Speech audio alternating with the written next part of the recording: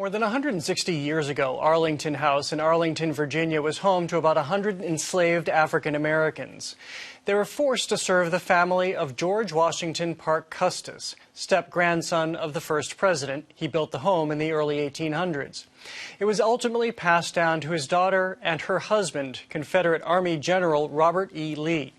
The enslaved didn't receive their freedom until the end of the Civil War, when many of them remained close to Arlington House, planting roots on the land that they were once forced to work. Now, this weekend, for the first time, descendants of both the Lee family and those they enslaved will gather for a public conversation at the very location their ancestors lived together nearly 200 years ago. I'm joined by one of those descendants, Stephen Hammond, who is a member of the Syphax family, whose ancestors were enslaved at Arlington House by the Lee family, as well as Susan Glisson, president and founder of the Glisson Group, a firm that focuses on cultivating healing related to racism. She's also the founding executive director of the William Winter Institute for Racial Recognition. Welcome to both of you. Pleasure to be here, Jared. Thanks for having us. Well, Stephen, let me start with you and ask, this didn't happen overnight, of course. This is centuries of history that you'll have a conversation about this weekend. I know there have been conversations, or especially more intense conversations over the last few years, but what did it take to arrive at this moment? Well, it's taken a lot of patience to get here. We've been doing our family history. I have been doing our family history probably for about 50 years. And the opportunity to interact with the Lees has been something that's been on my radar screen and my to-do list and my bucket list for many years.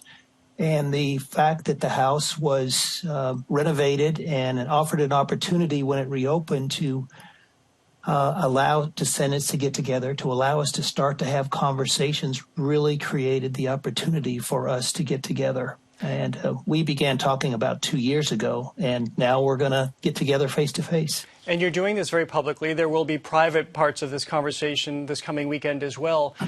But why is the conversation necessary, and why is a public conversation necessary? Well, I think there's a couple of pieces here, Jared.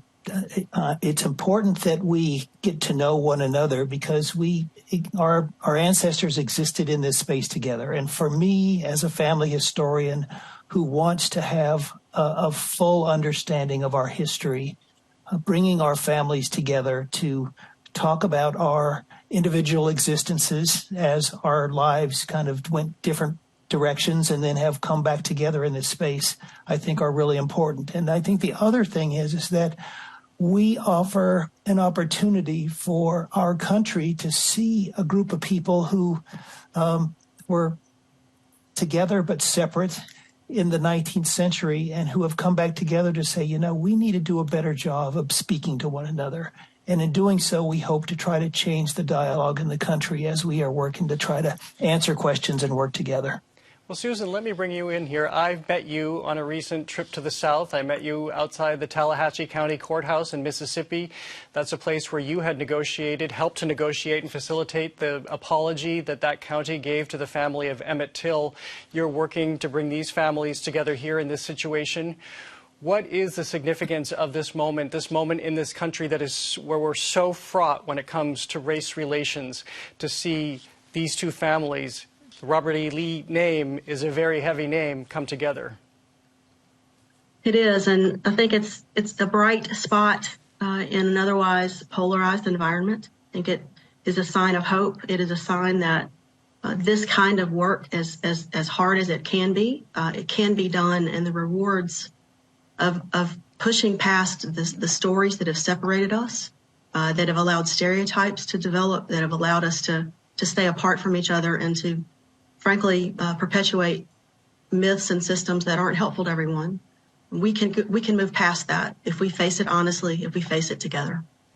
Susan, you explained something to me that I thought was so profound. I haven't really stopped thinking about it in the months since, which is we, as human beings, relate better to something that is shared as a narrative, as storytelling, more so than facts and figures, or there's even a neurological basis to this. What do you find when you have, what do you call it, the welcome table, when you bring people together and they just start talking?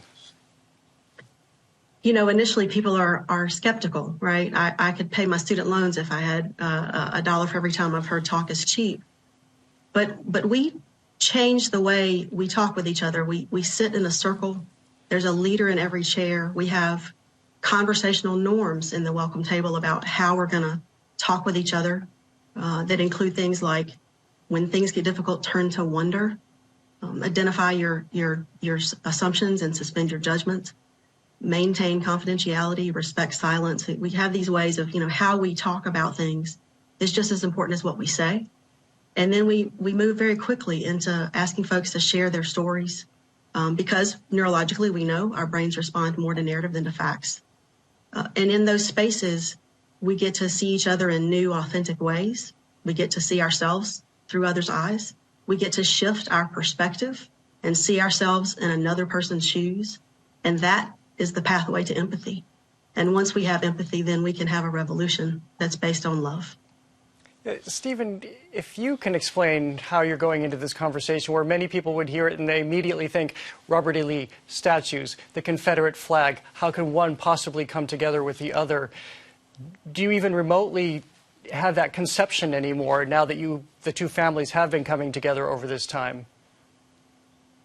Well, absolutely. I mean, those are realities that we are dealing with, and our country and our narrative is ingrained in a lot of these things. And I think as we have begun to speak about our various narratives, our individual lives, it's helped us to appreciate what we've all had to deal with. In the case of the Lees, they have, their ancestors did certain things in this country that are not necessarily how many of us believe they should have behaved. And they've had to carry that with them for generations. They're not the ones that lived that space, but they have to carry that with them. On the other hand, folks in the Syphax family, we have lifted up our lives and worked to try to change our society by doing things that can help others and to try to bring people into circles like this. And I think as we begin to share our varying life experiences, we begin to understand and appreciate one another, just as Susan was saying, so that we can hear what the other side is saying, what other people are saying. And then we can begin to work on projects and things together that we believe are important for helping to, make our lives richer and to perhaps change the world. Susan, when you facilitate these conversations and people go to that very raw space and the history, it's not going to be removed, it's still present, but we're able to work through it. Families are able to work through it. People are able to work through it. What do you see come out the other side, as you might find this weekend in Virginia or as you saw in Mississippi? Well, the past can feel so confining because, of course, we can't go back and change it. But what we can do is change our relationship to it. We can learn from it. I always say that the past should not be an anchor. It should be a buoy that guides us to a better place. And so that is what I have gotten to see over 25 years in some of the places that have most notorious histories of racial violence, that when people are able to come together and speak honestly and authentically, they build relationships of trust that enable them to tell the truth about history. Something miraculous really, really unfolds, and communities that were written off come alive again. So we see this happening on a macro level. Is there a path forward for the nation at large to understand there are lessons Absolutely. they can take from this? Yeah, Absolutely. There are people around the country that probably don't know that they're part of a movement yet because they don't know each other. But I've worked in over 25 states. There are good people across the country who want things to be better, who are tired of the polarization and who want to move forward, but maybe don't necessarily know how. And then some folks are just trying some things. And so we want people to know that there is a pathway. There are many people who are on that path. And we want to help bring people together in order to walk that path together and make a better future. We owe it to our kids. Stephen, I know you want to answer this too, but I want to also ask you to answer that through the prism of this is happening in a very symbolic location at Arlington House in Washington. As you pointed out to me when we first spoke, this is a place that overlooks our nation's capital. So it's not only a place with a fraught history, but it's a very conspicuous place. So what's the symbolism there? Well, the symbolism of this house reflects, the history of our country. It was built by enslaved labor. Enslaved labor helped it to run. Our country sent troops there to protect our country once the Civil War started. There are a lot of aspects of the history here that I think are important. And I think, Jared, for me, the analogy that I've been starting to use, Susan and I have talked about this a couple times, is I feel like we are in a fishbowl. This is a very iconic space overlooking the Capitol, as you said, and it offers an opportunity for people to see this group of descendants come together and ask questions about why and how did you come to this space?